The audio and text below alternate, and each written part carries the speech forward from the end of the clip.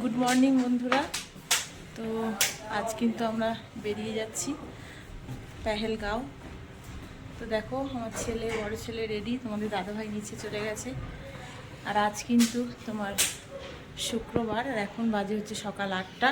7:30টার মধ্যেই পৌঁছানোর কথা ছিল, মানে পৌঁছানোর না, মানে গাড়িতে ওঠার, কিন্তু সেটা সম্ভব হয়নি।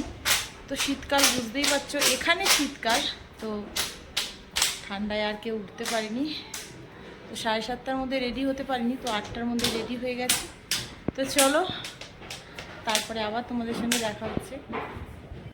তো বেরিয়ে পড়লাম। দেখো বাইরে কিন্তু গাড়ি দাঁড়িয়ে আছে, আর সবাই কিন্তু রেডি হয়ে গেছি। এখন 8টার মতন বাজে, তো এখনই বেরিয়ে যাব তোমার পেহেলগাঁও। আর এখানেও কিন্তু দাঁড়িয়ে একটু ছবি তুলে নিলাম, ছোট ছেলে আর আমি।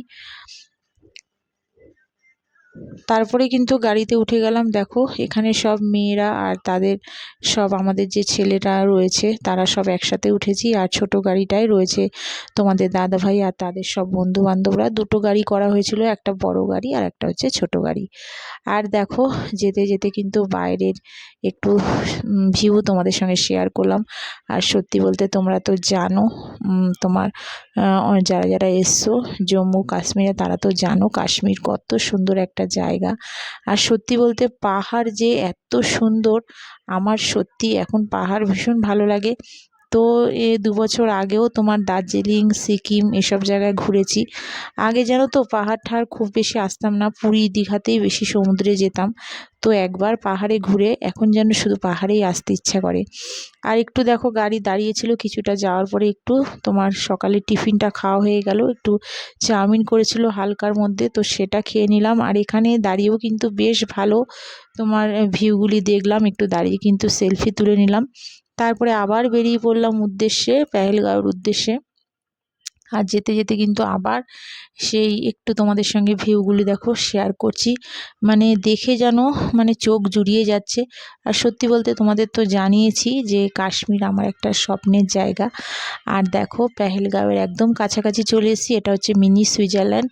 তো মিনি সুইজারল্যান্ডে উঠতে গেলে কিন্তু এরকম ঘোড়ায় করে উঠতে হবে। তো আমার কিন্তু ভীষণ ভয় লাগছিল, ঘোড়ায় যে উঠবো আমার একদম ইচ্ছা করছিল না। তো সবাই মিলে জোরজবস্তি করাতেই কিন্তু ঘোড়ায় দেখো সবাই উঠে পড়েছি। তো একজনই শুধু ওঠেনি, একটু আমাদের থেকে বয়স্ক তো মানুষ, মানে বয়স্ক মানুষ বলতে উনি একজন বয়স্ক ভদ্র মহিলা। তো উনি একটু অসুস্থ ছিলেন বলে উনি ওঠেনি। আর সত্যি ওঠেনি যে বলে খুব ভালো করেছে। তো মিনি সুইজারল্যান্ডে যারা যারা আসবে খুব বুঝে শুনে আসবে, যারা এখনও আসোনি তো তারা তো জানো না। তো আমি এসেছি বলে তোমাদের সঙ্গে মানে সেই এক্সপিরিয়েন্সটা শেয়ার করছি। ভীষণ বাজে, মানে জায়গা এতটাই যে খারাপ, মানে তোমাদের কি বলবো, মানে রাস্তা যে এতটা বাজে রাস্তা। তো তোমাদের তো দাদাভাইয়ের একটা বন্ধুর ছেলে আর মেয়ে কিন্তু ঘোড়া থেকে পড়েই গিয়েছিল। আর রাস্তা কিন্তু প্রচুর প্রচুর খারাপ। যারা হয়তো অনেকেই আছো বয়স্ক বাবা মাকে নিয়ে আসো, তো তারা কিন্তু একদম মিনি সুইজারল্যান্ডে তাদের আনবেই না। আর তোমরা যদিও বা আসো ভীষণ সাবধানে আসবে। তো দেখো উঠে পড়েছি, আর এখানেই হচ্ছে সেই মিনি সুইজারল্যান্ডের ভিউটা।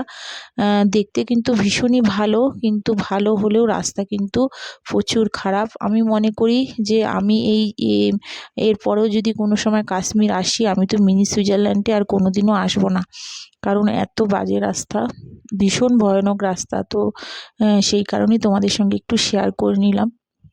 আর এদিকে দেখো আমার বড় ছেলে কিন্তু দেখো জিপ লাইন করছে। তো এটাকে জিপ লাইনই বলে। তো ছেলের খুব ইচ্ছা ছিল, তোমাদের দাদাভাই বলল করতে। তো আমার তো ভীষণ ভয় লাগছিলো। এটা কিন্তু খুব বেশি যে উঁচু তাও না, আবার যে খুব নিচু তাও না। দেখো ছেলের কিন্তু একটু ভয় নেই, দিব্যি কিন্তু ও করে নিল। তো আমি কিন্তু দূরে দাঁড়িয়ে দাঁড়িয়ে একটু ভিডিও করে নিচ্ছিলাম। আর ছোট ছেলের আমার কিন্তু ভীষণই ভয় লাগছিলো। আর দেখো ও কি সুন্দর কিন্তু করে নিল। তো দেখো এখান থেকে কিন্তু বেরিয়ে এবার হোটেলে ঢুকে গেলাম, পেহেলগাঁয়ে পৌঁছে গেলাম। আর এটা হচ্ছে পরের দিন, মানে শনিবার। তোমাদের দুটো করে ভিডিওই কিন্তু শেয়ার করছি প্রতিদিন, কারণ এখানকার নেটের প্রবলেম প্রচুর খারাপ। তো সেই কারণে কিন্তু দুদিনের ব্লগ একদিন করে দিতে হচ্ছে। আর এখানে একদম হোটেলের সামনের ভিউগুলি তোমাদের সঙ্গে শেয়ার করছি। ভীষণ সুন্দর। এই দেখো, এটা কিন্তু পুরো সমস্তটা যে জলগুলি দেখছো পুরো বরফ গলা জল, মানে পাহাড় থেকেই এই জলটা কিন্তু আসছে। আর দেখো কত ভালো লাগছে, একদম আমাদের হোটেলের সামনে। আর এবার বেরিয়ে পড়লাম হচ্ছে পেহেলগাঁওয়ের যে তোমার স্পটগুলি আছে। এখানে 3টে স্পট আমাদেরকে ঘুরিয়েছিল, তো 3টে স্পটই কিন্তু খুব সুন্দর। আর দেখো, আবার সেই যেতে যেতে কিন্তু আবার তোমাদের সঙ্গে বাইরের ভিউগুলি শেয়ার করছি। আর সত্যি বলতে ক্যামেরায় যেন যতই সৌন্দর্যগুলিকে ধরার চেষ্টা করছি, আর সত্যি বলতে ক্যামেরা ভর্তি হয়ে যাবে কিন্তু তোমার সৌন্দর্য কিন্তু শেষ হবে না। আর নিজের চোখে দেখা আর হচ্ছে টিভি বা তোমার ইউটিউব বলো ফেসবুকে দেখা সত্যি আলাদা।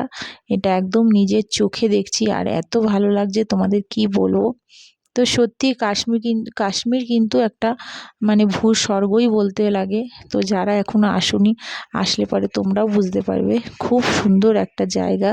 আর দেখো কত বরফ হয়েছে পাহাড়ের পুরো একদম নিচে একদম নেমে আসছে। আর এখানে কিন্তু ঠান্ডা ভীষণই কম, বরফের জায়গা কিন্তু বেশি খুব একটা দেখলাম ঠান্ডা লাগছে না। আমরা যে রাস্তা দিয়ে যাচ্ছি, সকালের দিকে যখন পেহেলগাঁওয়ে বেরিয়েছিলাম তখন কিন্তু পেহেলগাঁওতে ভীষণ ঠান্ডা ছিল, রাত্রিবেলা প্রচুর ঠান্ডা লাগছিল। কিন্তু যখন এই যে দেখো রাস্তায় দিয়ে যখন যাচ্ছি গাড়ি করে, তখন কিন্তু ভীষণ গরম লাগছে, সোয়েটারও খুলে ফেলতে হয়েছিল, মানে এতটাই গরম।